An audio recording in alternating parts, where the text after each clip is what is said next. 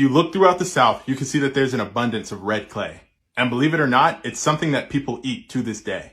And identical to my first video about white dirt eating, there's red clay as well. Geophagy is a custom that has over 2,000 years of history throughout the world. It was brought to the southern United States through West African slaves. And it also has Haitian origins here. The difference in the white dirt that's sold as a novelty item and the red clay that's found outside is one ingredient. And that's iron, because they are essentially the same thing. When the iron in the kaolin, which makes up the clay, oxidizes, it turns red. And the South is rich in both the white and the oxidized red clay. Geophagy is commonly thought to be associated with pica, which is the innate desire to consume non-food items. This includes things like ice, clay, starches, and paper. Geophagy in the South was originally associated with pregnant black women and children. And as the practice was passed down, it was adopted by other races, usually in rural and lower class areas. This southern clay was said to have medicinal properties, which was easing upset stomachs and lining the intestinal walls in order to prevent toxins and parasites from taking over. And it was practiced to soothe pregnant women, especially during the first phases of their pregnancy, to not only help replenish minerals that were lost, but to also help the body not reject the child.